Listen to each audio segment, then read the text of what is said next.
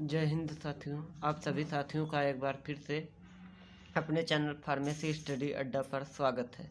साथियों, अभी तक हम लोगों ने फार्माकोकाइनेटिक प्रोफाइल ऑफ ड्रग के 2 लेक्चर कंप्लीट किए हैं, जिसमें हमने बताया था ड्रग एब्जॉर्प्शन के बारे में। आज हमारा टॉपिक जो है साथियों वो है ड्रग डिस्ट्रीब्यूशन।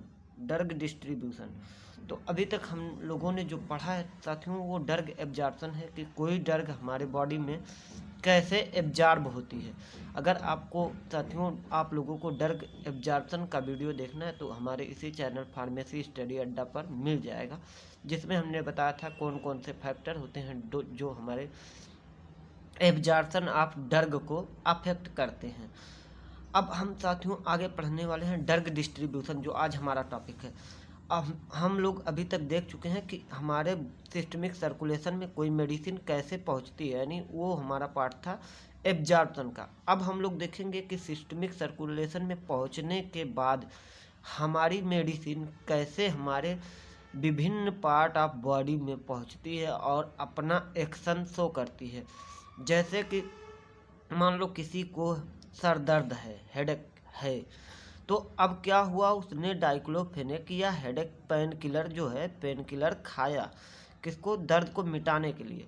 तो वो एब्जॉर्ब होकर के हमारे सिस्टमिक सर्कुलेशन में आएगा। सिस्टमिक सर्कुलेशन में आ करके अगर यहीं रुका रह जाए तो क्या हुआ, हमारे सर दर्द को ठीक कर पाएगा? अगर यहीं रुका रह गया नहीं, तो क्या होता है कि अब उस मेडिसिन को क्या होना पड़ेगा, हमारे ब्लड से निकल करके कहाँ तक पहुँचना होगा, हमारे सर तक, यानी हमारे सिर तक, यानी हमारे हेड तक पहुँचना होगा। और वहाँ पे क्या करेगा, ये हमारे रिसेप्टर से बाइंड होगा हमारा मेडिसिन, और वहाँ पे फिर अपना एक्शन शो करेगा, जो कि था पेन को क्या करना, रिड्यूज करना, तो वो शो करेगा। तो इसी प्रक्रिया को हम लोग साथियों ड्रग डिस्ट्रीब्यूशन कहते हैं। ड्रग डिस्ट्रीब्यूशन का मतलब हुआ मूवमेंट या transport of medicine from systemic circulation, यानी intravascular fluid to extravascular fluid, यानी कहाँ पे, एक्स्ट्रा वैस्कुलर फ्लूइड माने टिश्यू फ्लूइड तक पहुँचने की प्रक्रिया को हम लोग कहते हैं ड्रग डिस्ट्रीब्यूशन। तो देखते हैं साथियों, इसमें हम इस फिगर में मैंने दिखाया है कि कौन कौन से ऐसे आर्गन हैं जहाँ पे हमारा जो ड्रग होता है वो बहुत हाईली, यानी हाई मात्रा में पहुँचता है। क्योंकि इन आर्गन में क्या होती है, ब्लड की सप्लाई जो होती है साथियों वो बहुत ज़्यादा होती है। जैसे कि हमारा पहला होता है ब्रेन में, यहाँ पे ब्लड की सप्लाई बहुत ज़्यादा होती है, तो यहाँ भी हमारा मेडिसिन हाईली पहुँचता है। फिर हमारा दूसरा है लीवर, यहाँ भी ब्लड की सप्लाई बहुत ज़्यादा होती है, तो यहाँ पे भी मेडिसिन बहुत ज़्यादा मात्रा में पहुँचती है। फिर हमारा तीसरा जो है वो है किडनी। किडनी में क्या होती है कि ब्लड की सप्लाई बहुत ज़्यादा होती है, और इस सप्लाई को हम लोग देखेंगे जब हम इसी फार्माकोकाइनेटिक प्रोफाइल ऑफ ड्रग का लास्ट पार्ट पढ़ेंगे, एक्सक्रीशन, तो उसमें हम लोग इस किडनी के बारे में डिटेल में बात करेंगे। चौथा आर्गन जो होता है जहाँ पे हमारा ब्लड बहुत ज़्यादा सप्लाई होता है वो हमारा हार्ट होता है। आप लोगों को पता होगा हार्ट होता है। अब क्या हुआ, ये हुआ हमारा डिस्ट्रीब्यूशन, कहाँ से, सिस्टमिक सर्कुलेशन से निकल करके हमारे ब्लड में, ब्लड का हमारे कहाँ तक पहुँचना, मेडिसिन का हमारे विभिन्न आर्गनों तक पहुँचना, ये डिस्ट्रीब्यूशन। अब क्या होता है, यहाँ पे जब जान रहे हैं कि ब्लड सप्लाई ज़्यादा हो रही है इन आर्गनों में, तो यहाँ पे मेडिसिन का कंसंट्रेशन भी हाई होगा, तो कभी कभी क्या होता है, इन आर्गन से भी मेडिसिन की सप्लाई होती है दूसरे आर्गन को जहाँ पे ब्लड की सप्लाई कम होती है वहाँ पे।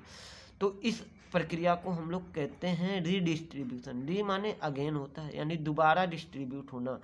क्यों? क्योंकि एक बार तो यहाँ से डिस्ट्रीब्यूट हुई थी मेडिसिन, सिस्टमिक सर्कुलेशन से विभिन्न आर्गन में जाने की प्रक्रिया को हम लोग डिस्ट्रीब्यूशन कहते हैं, और फिर उन आर्गनों से निकल करके दूसरे पार्ट ऑफ बॉडी में जाने की प्रक्रिया को हम लोग रीडिस्ट्रीब्यूशन कहते हैं। तो साथियों हम लोग डिफिनीशन देखते हैं, क्या है हमारा डिफिनीशन।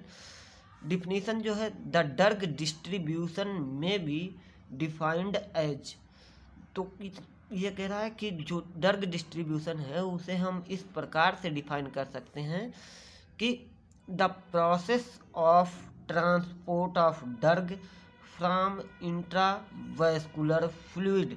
इंट्रावैस्कुलर फ्लूइड का मतलब हुआ साथियों कि inside the blood vessel, inside the blood vessels, यानी ब्लड वेसल्स के फ्लूइड यानी प्लाज्मा में उपस्थित मेडिसिन ब्लड सर्कुलेशन, जैसा कि हमने लिख भी दिया, टू द एक्स्ट्रा वेस्कुलर मतलब आउटसाइड द ब्लड वेसल्स, यानी टिश्यू फ्लूइड या आर्गन में या टिश्यू में या सेल में पहुंचने की प्रक्रिया को हम लोग क्या कहते हैं, drug distribution of the body is called drug distribution. तो क्या है, the process of transport of drug from intracellular fluid यानी ब्लड सर्कुलेशन से लेकर के फिर वहाँ से कहाँ तक पहुँचना, एक्स्ट्रा वेस्कुलर फ्लूइड यानी टिश्यू तक या सेल तक या आर्गन तक हमारे बॉडी के पहुँचने की प्रक्रिया को हम लोग ड्रग डिस्ट्रीब्यूशन कहते हैं।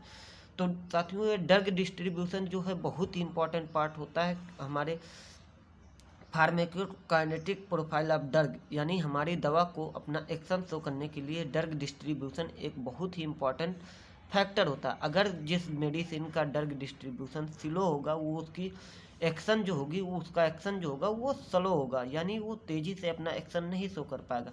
ये सब बातों को ध्यान में रखते हुए ही जो डॉक्टर होता है वो पेशेंट को मेडिसिन प्रिस्क्राइब करता है। इसलिए हमें अपने बेस को साथियों मजबूत बनाना चाहिए, ना कि हम लोग डायरेक्ट क्या होता है हम लोगों का हैबिट कि हम लोग डायरेक्ट ना ये बेस नहीं पढ़ते हैं, उसके बाद पहुंच जाते हैं drug acting on PNS, drug acting on CNS, drug acting on kidney, ये सब पढ़ने लगते हैं। तो वहाँ पे हमें दिक्कत होती है। हम मेडिसिन तो जानते हैं लेकिन प्रिस्क्राइब नहीं कर पाते, क्यों? क्योंकि हमें ये नहीं पता होता ना कि कौन सी मेडिसिन कितने देर में एब्जॉर्ब होगी, डिस्ट्रीब्यूट होगी, या इसका एक्शन कितने देर तक रहेगा, या कितने तेज़ी से ये एक्शन शो करेगी। तो इन सब बातों को समझने के लिए साथियों हमें बेस से समझना चाहिए। तो हम लोग देखते हैं फैक्टर अफेक्टिंग ड्रग डिस्ट्रीब्यूशन क्या होता है, कौन कौन से फैक्टर हैं जो हमारे ड्रग डिस्ट्रीब्यूशन को अफेक्ट करते हैं। तो साथियों में इसमें बहुत सारे फैक्टर होते हैं, लेकिन उनमें से कुछ इम्पॉर्टेंट फैक्टर जो हमारे हैं उनको हमने कंसीडर किया है इस वीडियो में। तो देखते हैं, there are several factor which affecting drug distribution out of which some are given below. साथियों यहाँ पे बहुत सारे फैक्टर होते हैं जो कि हमारे ड्रग डिस्ट्रीब्यूशन को क्या करते हैं, अफेक्ट करते हैं। उनमें से कुछ फैक्टर जो इम्पोर्टेंट हैं उनको हमने कंसीडर किया है। पहला फैक्टर जो है साथियों हमारा ब्लड फ्लो। अब ब्लड फ्लो क्या होता है साथियों, जैसे कि ब्लड फ्लो का मतलब हुआ कि कौन कौन से ऐसे ऑर्गन हैं जहाँ पे ब्लड की सप्लाई ज़्यादा होती है। जिन ऑर्गनों में ब्लड की सप्लाई ज़्यादा होगी वहाँ पे साथियों ड्रग का कंसंट्रेशन उन ऑर्गनों में ज़्यादा होगा, क्योंकि जब ब्लड में कोई मेडिसिन है, अब आप ही बताएं कि अगर आपके यहाँ पानी की सप्लाई ज़्यादा होती है, तो क्या आपके यहाँ पानी की मात्रा ज़्यादा नहीं रहेगी ना।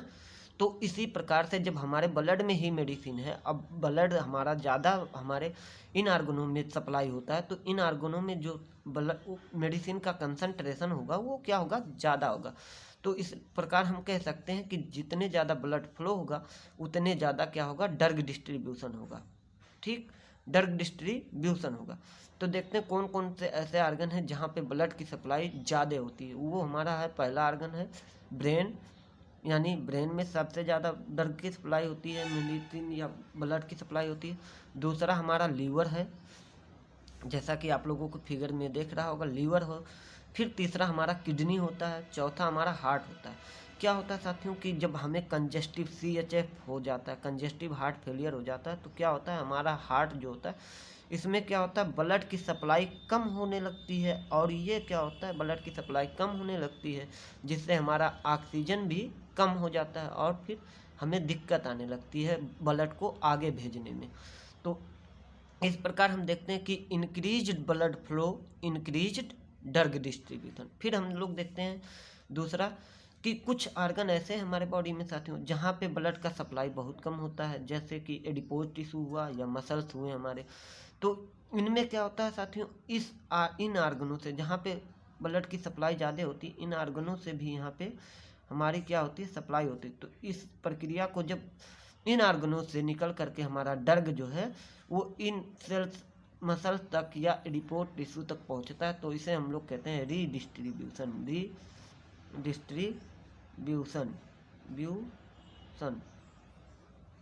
अब यहाँ पे देखिए साथियों ये है कि decrease blood flow, decrease drug distribution. तो आप लोगों को ये समझ में आया होगा। फिर हम लोग देखते हैं दूसरा फैक्टर क्या हमारा है, कैपिलरी परमेबिलिटी। दूसरा फैक्टर जो हमारा है साथियों वो है कैपिलरी परमेबिलिटी। अब कैपिलरी परमेबिलिटी क्या होता है? कैपिलरी परमेबिलिटी का मतलब हुआ कि कोई मेडिसिन हमारे कैपिलरी को किस प्रकार से क्रॉस करती है। तो साथियों हम लोगों को पता है कि हमारी कैपिलरी जो होती है वो क्या होती है, माइन्यूट ब्लड वेसल्स होती है, जो हमारे टिश्यू में या सेल्स में, टिश्यूज में पाई जाती हैं या आर्गन में पाई जाती हैं। तो क्या होता है, कैपिलरी दो प्रकार की होती हैं, एक यूजुअल कैपिलरी जो हमने कंसीडर किया यहाँ, और एक जो होता है हमारे ब्रेन वगैरह में स्पेशल कैपिलरी, जिसको कहते हैं ब्रेन में हुआ, प्लेसेंटा में हुआ पाया जाता है। तो हम लोग पहले यूजुअल कैपिलरी के कैरेक्टरिस्टिक देखते हैं। यूजुअल कैपिलरी साथियों ये मान लीजिए कि कैपिलरी वॉल है। अब इसमें देखिए ये जो हमारे हैं इंडोथीलियल सेल्स होते हैं। क्यों इंडोथीलियल सेल? मतलब हमारे कैपिलरी के अंतः यानी अंदर की जो सेल्स होती हैं, अंदर की जो लेयर होती है वो इंडोथीलियल सेल की बनी होती है। अब आप देख रहे होंगे कि इन इंडोथीलियल सेल के बीच में कुछ गैप है जिसे हम लोग कहते हैं इंटरसेलुलर स्पेसेस। तो अगर कोई मेडिसिन क्या है कि हमारे इस ब्लड में है जो कि लार्ज मॉलिक्यूल है, उसके मॉलिक्यूलर वेट जो है हाई है और वो वाटर सॉल्युबल है, तब भी ये क्या होगी, आसानी से यहाँ से पास आउट हो जाएगी, हमारी क्या हो जाएगी, निकल के बाहर आ जाएगी, और इस प्रकार इसका डिस्ट्रीब्यूशन आसानी से हो जाएगा। और जो लिपिड सॉल्युबल है तो उसका तो डिस्ट्रीब्यूशन होगा ही, चाहे अक्रॉस द सेल हो जाएगा, across the cell lipid soluble medicine के अक्रॉस द सेल हो जाएगी। तो इस प्रकार यहाँ दोनों मेडिसिन जो है उनका क्या होता है, डिस्ट्रीब्यूशन आसानी से हो जाता है इन कैपिलरियों में। तो यहाँ पे क्या होता है, ड्रग डिस्ट्रीब्यूशन जो होता है वो हाई होता है, यानी यहाँ इस प्रकार की कैपिलरीज के थ्रू जो ड्रग का डिस्ट्रीब्यूशन होता है वो हाई होता है, क्योंकि ये वाटर सॉल्युबल ड्रग के लिए भी परमेबल है और लिपिड सॉल्युबल ड्रग के लिए तो परमेबल होती ही हैं। तो ये कहाँ कहाँ पाई जाती हैं इस प्रकार की कैपिलरी, हमें ध्यान रखना चाहिए। ये हमारे इंटेस्टाइन में इस प्रकार की कैपिलरी पाई जाती हैं, फिर लीवर में पाई जाती हैं, बोन मैरो में पाई जाती हैं, और फिर हमारी किडनी में भी इस प्रकार की कैपिलरी पाई जाती हैं। अब हम लोग देखते हैं स्पेशल जो कैपिलरीज हैं, जैसे कि हमारा ब्लड ब्रेन बैरियर जो बनाती हैं, ऐसे कैपिलरियाँ जहाँ हमारे ब्लड ब्रेन बैरियर को फॉर्म करती हैं, या फिर प्लेसेंटल ब्लड बैरियर को फॉर्म करती हैं। तो इन कैपिलरियों की क्या कैरेक्टरिस्टिक होती है, इन कैपिलरियों में कोई इंटरसेलुलर स्पेस नहीं होता साथियों, जैसा कि आप लोगों को दिख रहा होगा टाइटली बाउंड है, इसके इंडोथीलियल सेल्स जो हैं वो आपस में क्या है, एक दूसरे से टाइटली बाइंड है। तो क्या होता है, इनसे क्या होता है, केवल लिपिड सॉल्युबल ड्रग जो होती हैं वहीं क्रॉस कर सकती हैं। तो इसलिए हमें क्या करना चाहिए, प्रेगनेंसी के केस में साथियों, इसीलिए हमें ऐसे मेडिसिन प्रिस्क्राइब करने चाहिए जो कि वाटर सॉल्युबल हो, क्योंकि जब वो वाटर सॉल्युबल होंगी तो हमारे प्लेसेंटल बैरियर को क्रॉस नहीं कर पाएंगी, और इस प्रकार वो हमारे फीटल के लिए यानी फीटस के लिए घातक नहीं होंगी। तो ये सब बातों का ध्यान रखा जाता है। इस प्रकार से यहाँ पे क्या होगा, हमारा डिक्रीज ड्रग डिस्ट्रीब्यूशन हो जाएगा, क्योंकि ये केवल लिपिड सॉल्युबल मेडिसिन के लिए ही परमेबल होती हैं। तो यहाँ पे क्या होगा, डिक्रीज ड्रग डिस्ट्रीब्यूशन होगा, डिस्ट्रीब्यूशन होगा। ठीक, अब हम लोग तीसरा फैक्टर देखते हैं, प्लाज्मा प्रोटीन बाइंडिंग। अब आप लोगों को साथियों ये टॉपिक बहुत अच्छे से समझ में आएगा। देखिए, अगर मान लो कि हमने कोई मेडिसिन खाई, वो हमारे ब्लड में पहुंचा, और हमारे ब्लड में क्या है कि जो प्लाज्मा प्रोटीन है, जैसे कि एल्ब्यूमिन हुआ या अल्फा 1 एसिड प्रोटीन हुआ, ये सब होते हैं हमारे ब्लड में। तो क्या हुआ, अगर हमारी मेडिसिन इन प्रोटीन से ज़्यादा अफिनिटी से बाइंड हो जाती है, बहुत तेज़ी से बाइंड होती है, तो क्या होगा, ये हमारे बाइंड तो फ्री ड्रग बचेगी नहीं, और जब फ्री ड्रग बचेगी नहीं तो क्या, ये बाइंडेड हो गया। अब ये देखो बड़े बड़े मॉलिक्यूल बन गए, तो ये तो अब हमारे कैपिलरी वॉल को क्रॉस कर नहीं सकते, तो इसलिए इनका डिस्ट्रीब्यूशन कम हो जाएगा। अब यहाँ क्या होगा, फ्री ड्रग कम हो जाएंगे, क्यों, क्योंकि फ्री ड्रग कम होगी मात्रा, क्योंकि जब ये बाउंड हो गए तो क्या होगा, इनसे यहाँ से फ्री ड्रग जो है स्लोली बहुत कम मात्रा में हमारे टिश्यू तक पहुँचेगी। तो इस प्रकार यहाँ डिस्ट्रीब्यूशन क्या हो गया, कम हो गया। यानी अगर हमारे ड्रग की एफिनिटी प्लाज्मा प्रोटीन को से बाइंड होने की ज़्यादा है तो उसका डिस्ट्रीब्यूशन जो होगा वो कम होगा। अब मान लो कि हमारा यहाँ से धीरे धीरे जो फ्री ड्रग है वो ख़त्म हो गया, यानी हमारे ब्लड में फ्री ड्रग जो है वो ख़त्म हो गया। तो अब क्या होगा कि ये बाउंडेड फॉर्म में हमारी मेडिसिन है, ये धीरे धीरे क्या होंगी, थोड़ी थोड़ी फ्री होंगी। और इस प्रकार जो है मेडिसिन का जो एक्शन होगा, जो मेडिसिन हाईली बाइंड होंगी लिपिड वो प्लाज्मा प्रोटीन से, उनका जो एक्शन होगा क्या होगा, वो क्या होगा, लॉन्ग ड्यूरेशन के लिए होगा। स्लो होगा लेकिन लॉन्ग ड्यूरेशन के लिए होगा।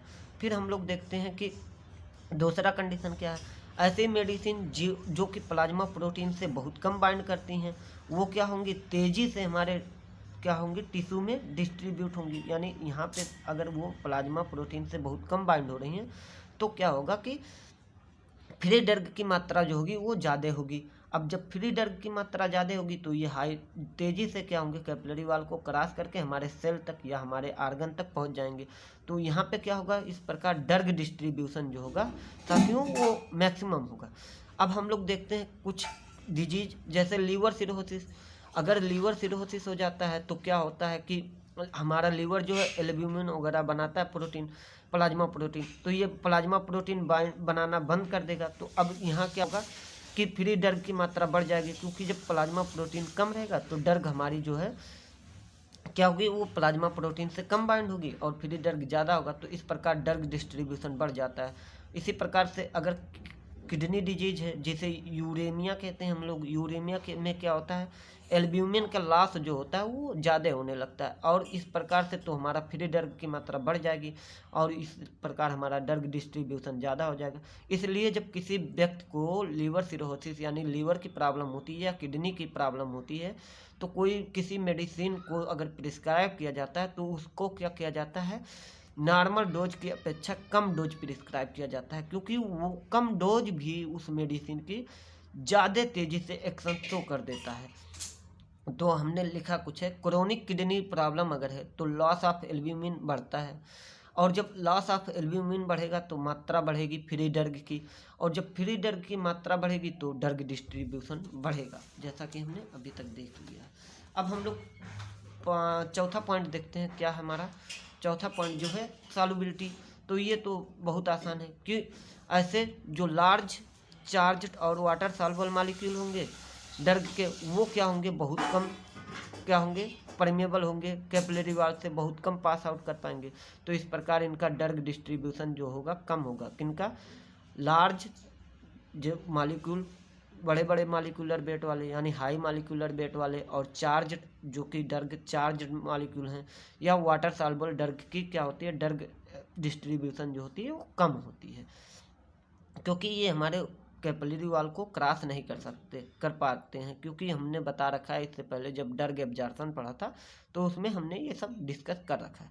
फिर स्मॉल अनचार्ज्ड और हाइड्रोफोबिक यानी लिपोफिलिक ड्रग जो होंगी उनका ड्रग डिस्ट्रीब्यूशन हाई होगा, क्योंकि ये इजीली पास आउट कर जाएंगे हमारे कैपिलरी वॉल को। तो फिर हम लोग देखते हैं volume of distribution, BD। Apparent volume of distribution क्या होता है, amount of drug in body बटे प्लाज्मा ड्रग कंसंट्रेशन, यानी BD इज इक्वल टू होता है amount of drug in body upon plasma concentration in body.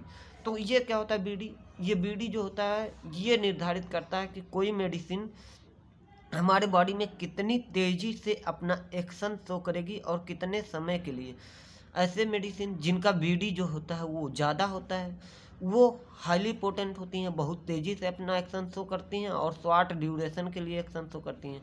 यानी इनका ड्रग डिस्ट्रीब्यूशन जो होता है वो क्या होता है, हाई होता है। यानी जिनका अपरेंट वॉल्यूम ऑफ डिस्ट्रीब्यूशन ज़्यादा होता है BD, उन दवाओं का जो ड्रग डिस्ट्रीब्यूशन होता है वो भी ज़्यादा होता है और वो दवाएं बहुत तेज़ी से अपना एक्शन शो करती हैं और बहुत कम समय के लिए। ठीक, और जितने जल्दी एक्शन शो करेंगी उतने जल्दी वो एलिमिनेट हो जाएंगी, और एलिमिनेट होंगी तो उनका एक्शन ख़त्म हो जाएगा। फिर डिक्रीज बीडी, ऐसी मेडिसिन जिनका अपरेंट वॉल्यूम ऑफ डिस्ट्रीब्यूशन जो है वो कम होगा, उनका ड्रग डिस्ट्रीब्यूशन कम होगा। तो ऐसी मेडिसिन क्या होती हैं कि स्लो एक्शन देती हैं लेकिन लॉन्ग टर्म यानी लंबे समय तक अपना एक्शन शो करती रहती हैं। ठीक, तो इस प्रकार साथियों आज हम लोगों ने क्या कंप्लीट किया, ड्रग डिस्ट्रीब्यूशन को कंप्लीट किया है। अब अगले वीडियो में हम लोग मिलेंगे साथियों यम पार्ट से, यानी यम मतलब मेटाबॉलिज्म के टॉपिक से। तो जय हिंद साथियों, मिलते हैं इसी के साथ नेक्स्ट वीडियो में।